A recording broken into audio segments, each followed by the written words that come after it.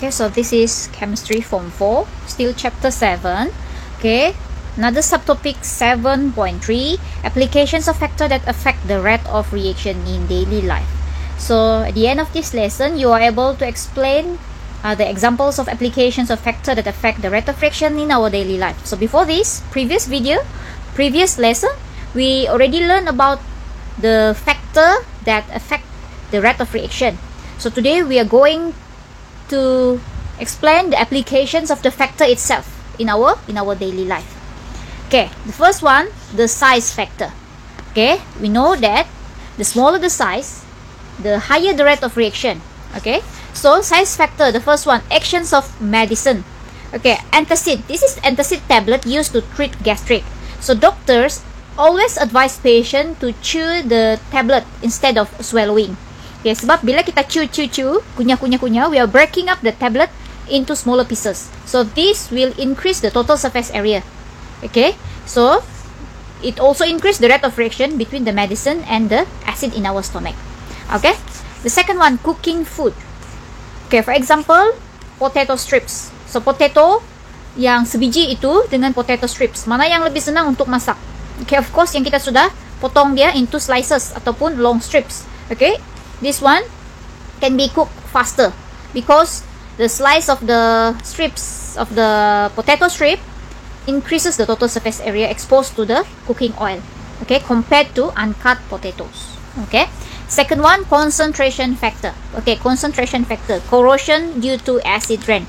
So building made up of iron that are located near the industrial area will corrode fast due to acid rain. The atmosphere around the industrial area contains a high concentrations of sulfur dioxide. When the concentrations of the acidic pollutant increases, the level of acid rain increases and the rate of corrosion also increases.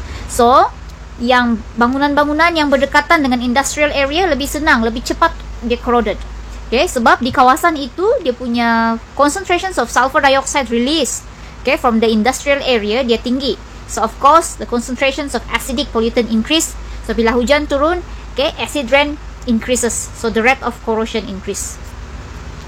Combustions of petrol in car engine. Okay, combustions of petrol in car engine. Petrol vapor and air are compressed in car engine, okay, combustion chamber before being burned. So the compression increases the concentrations of the petrol vapor, so allowing the petrol to burn very quickly until it explodes.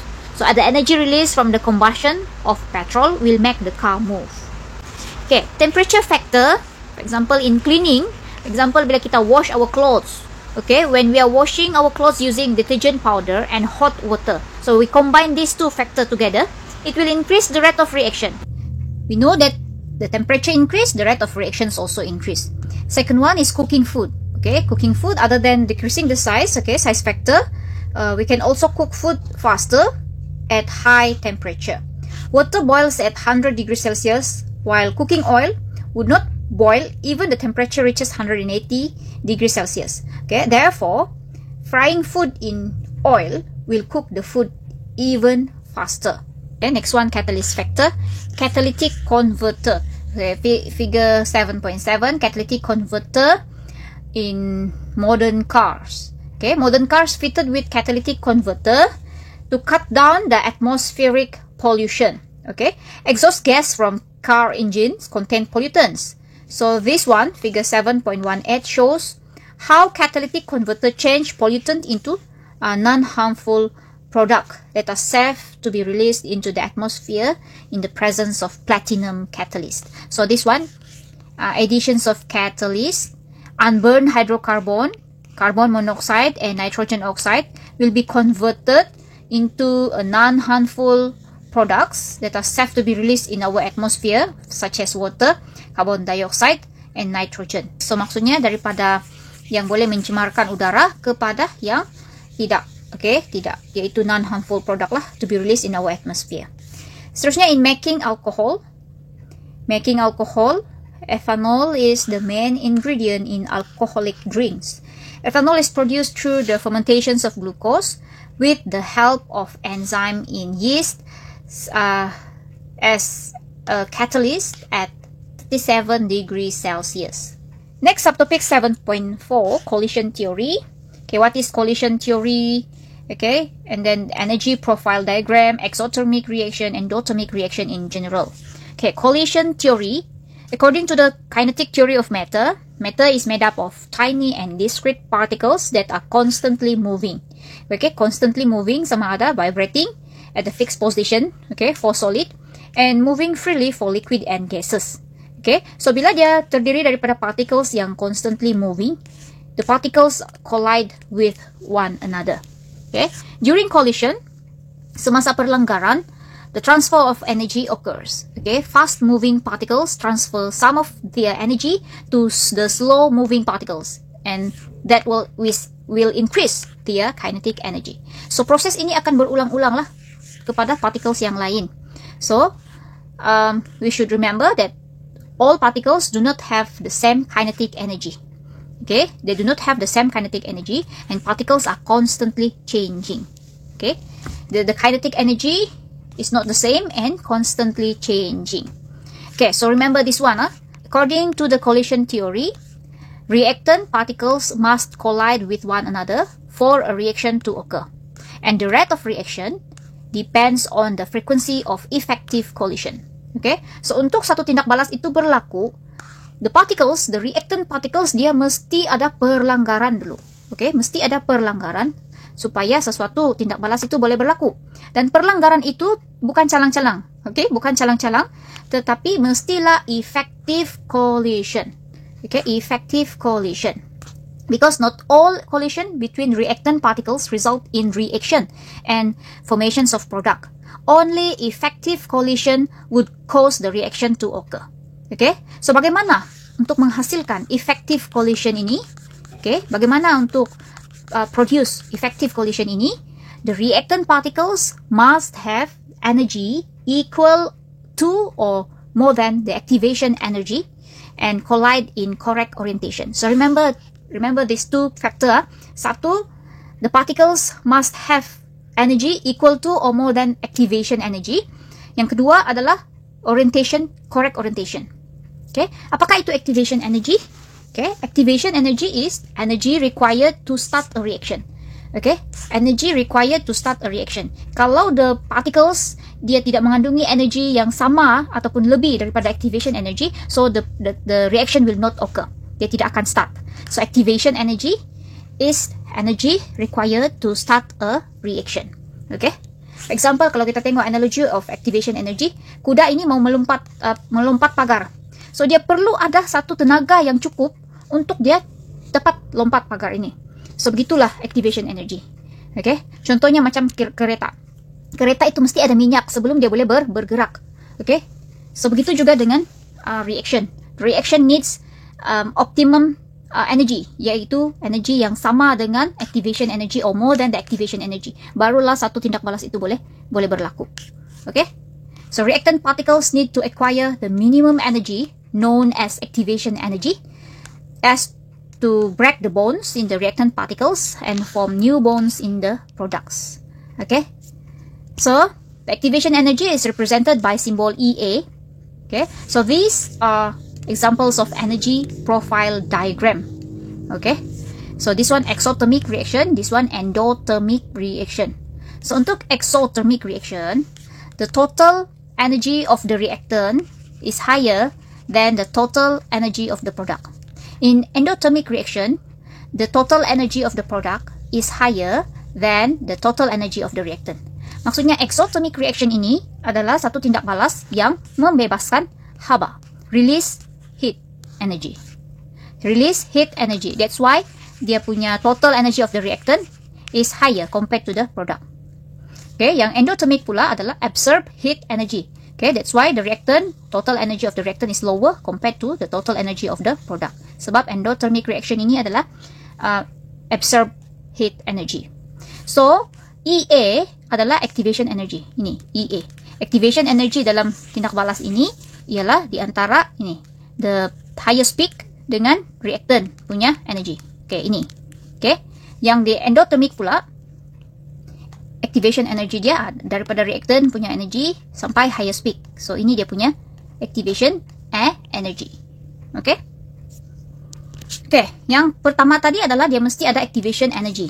Okay, dia mesti ada energy yang sama dengan activation energy ataupun more than the activation energy, supaya satu tindak balas itu boleh berlaku. Seterusnya, syarat kedua adalah the orientation of the collision must correct. Okay, the collision orientation must correct. So, collision orientation here, dia punya orientation must be specific to result in effective collision. Okay, so figure 7.21 here, this one is correct collision orientation, and this one 7.22 ini adalah contoh incorrect orientation. Okay, incorrect orientation. So kalau kita tengok reactant di sini, dia punya collision adalah incorrect orientation, so resulting in reaction and producing product. Okay, here incorrect orientation, the particles of the reactant will bounce back and no reaction occur. Okay, dia bounce back lah, dia tertolak balik. Okay, no reaction occurs. Okay, no reactions occur. Ini adalah wrong orientations of collision. Okay, effective collision and rate of reaction.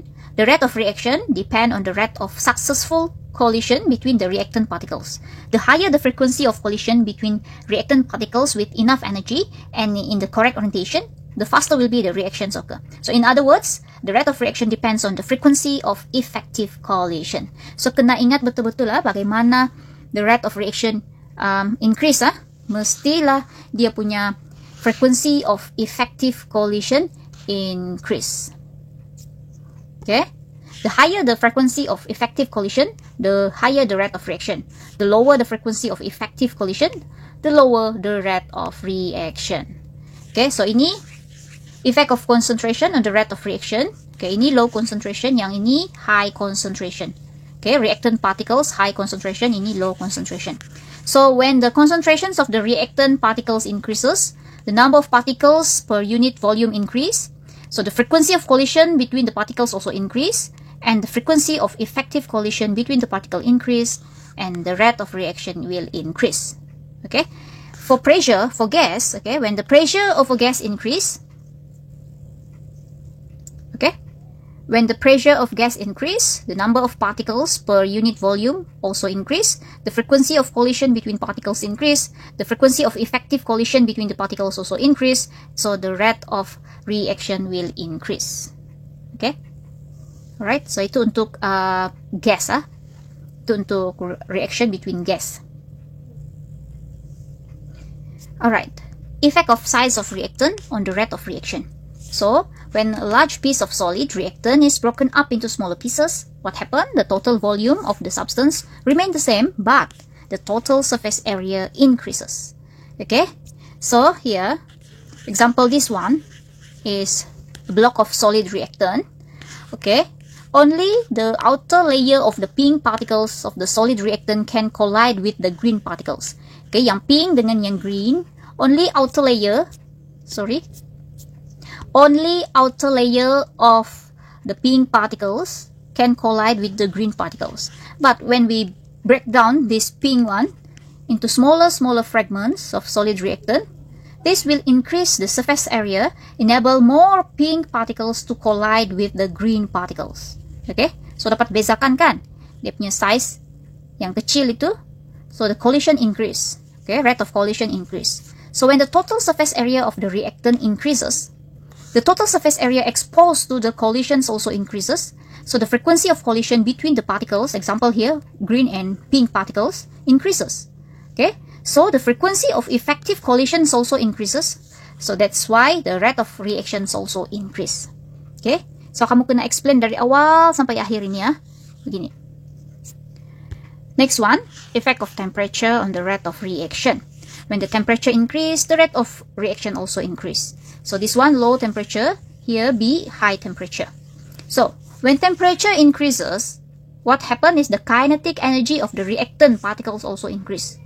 So more particles will have the energy to overcome the activation energy. So the frequency of effective collisions between the particles also increase. So the rate of reaction increases. Next one, effect of catalyst on the rate of reaction.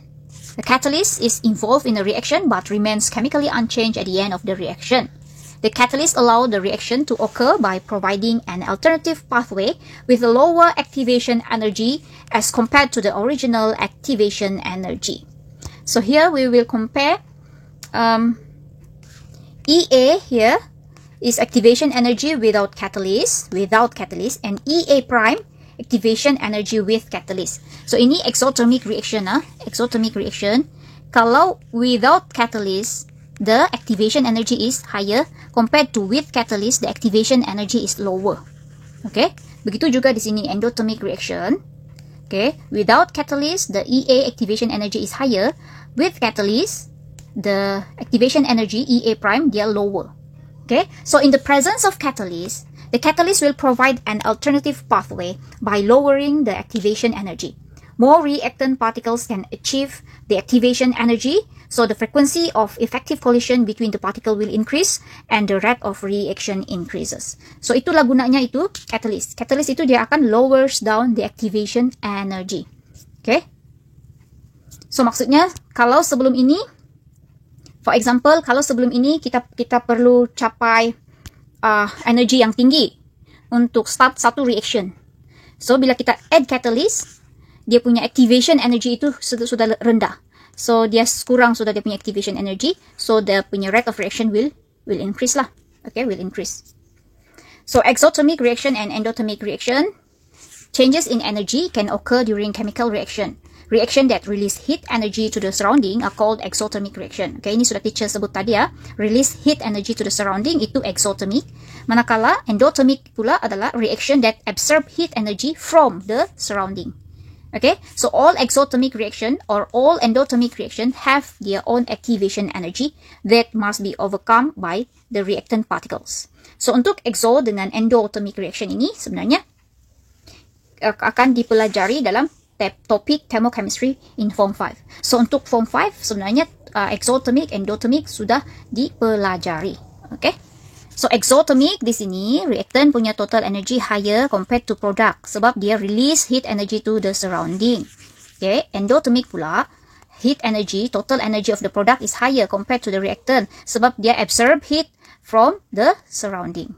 Okay, so the change in energy content that occur when reactant are changed into product is known as the heat of reaction. Okay, untuk form 5 dalam thermochemistry sudah belajar apa itu heat of reaction. Itu adalah change of energy when the reactant change into product in a reaction. So simbol untuk change of energy itu adalah delta H di situ. Okay, delta H. So untuk exothermic dia punya change energy, okay, dia punya heat change itu adalah negatif Manakala kalau endothermic dia punya delta H itu adalah positif. Okay, dia punya energy change itu adalah positive value. So itu yang kita pelajari dalam bab 7 yaitu rate of reaction. So kita sudah belajar apa definitions untuk rate of reaction. We have learned the collision theory affected by concentration, size of reactant, temperature, presence of catalyst. Okay, and also the rate of reaction. Bagaimana cari average rate of reaction dan juga instantaneous rate of reaction. Okay, thank you.